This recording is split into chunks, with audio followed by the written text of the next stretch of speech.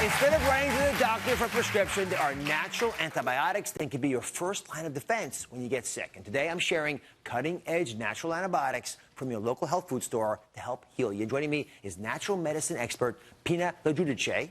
Pina, welcome to the show. Thank you so much. You brought natural antibiotic remedies. Talk to me about why these are so special. Why do you prefer these? These herbs are incredible because they have amazing healing benefits for common infections. Plus, we're overusing antibiotics a lot of times. So if you're not sure if that sore throat needs to be treated or not, good place to start. Okay, Joanna from our audience is joining us. Joanna, come on over. How are you, Joanna? Very good. Welcome to the show. Happy to do the show. Nice to meet you. All right, so let's get real here about antibiotics. Give me a classic kind of scenario that would prompt you to take antibiotics. Well, I'm very prone to sinus infections or colds ever since I moved here.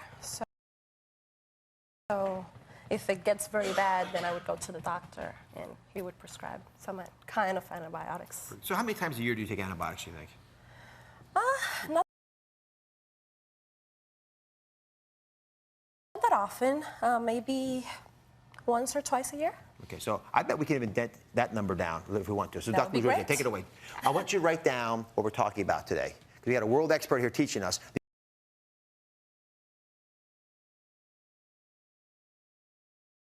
These are things you may not already have in your home, although some of them you may. I want you to get them in your home, put them in the medicine cabinet, and when you have some of these very common ailments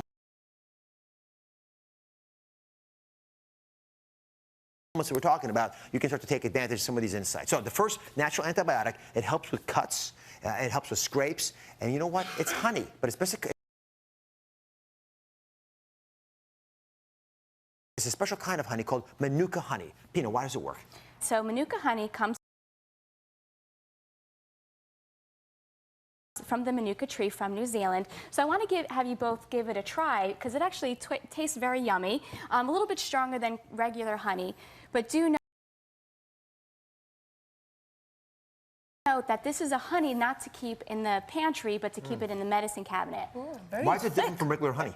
Just because it has a stronger antibiotic component to it.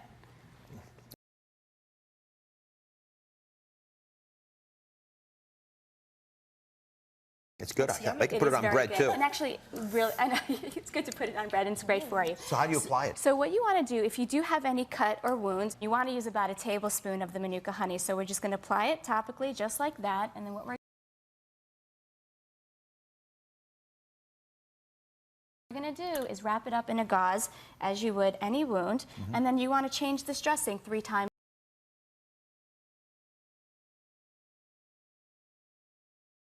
a day. You apply it 3 times. 3 times a day. 3 times a day. And then the amazing thing is there are actually now companies that